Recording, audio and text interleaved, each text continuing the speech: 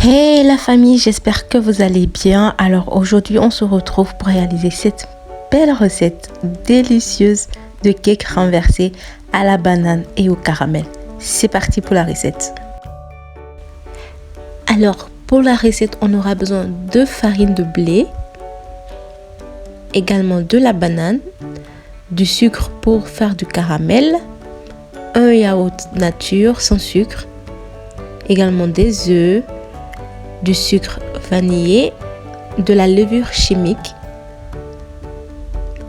du beurre ainsi que du miel. Pour commencer, nous allons séparer les jaunes du blanc d'œuf.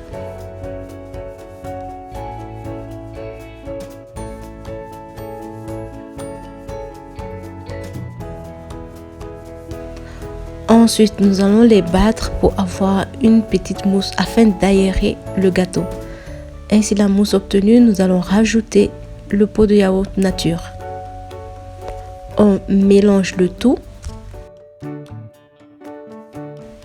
Et pour rajouter la farine, on vient mesurer avec notre pot de yaourt vide. Pour 2 œufs, nous rajoutons 2 pots de yaourt de farine. Ensuite, nous rajoutons le beurre fondu et nous mélangeons le tout.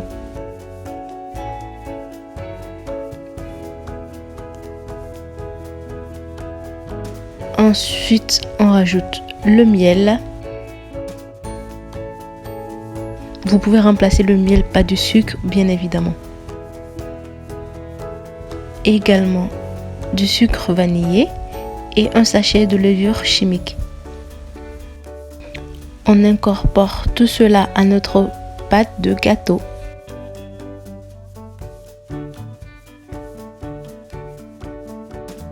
Et en fin d'étape, on vient rajouter nos jaunes d'œufs.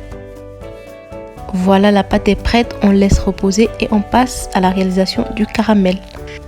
Pour le caramel, on rajoute le sucre dans une casserole et on laisse à feu doux sans remuer. Pendant que le sucre est en train de fondre, nous allons éplucher la banane et les couper en longueur. Ensuite, on les dispose au fond de notre moule.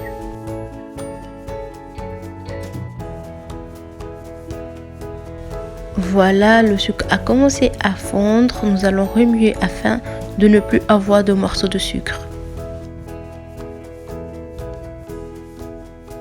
Ensuite, on rajoute une bonne cuillère à soupe de beurre. Ensuite, on remue pour incorporer le beurre à notre caramel. N'hésitez pas à rajouter une pincée de sel pour avoir un caramel au beurre salé.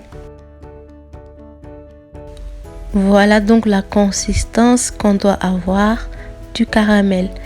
Ensuite, on vient renverser notre caramel sur nos bananes.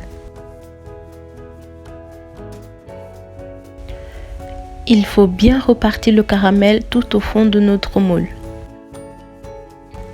Ensuite, on vient rajouter notre pâte qu'on avait déjà réalisée à l'avance. Ensuite, on va enfourner à 180 degrés pendant 30 minutes.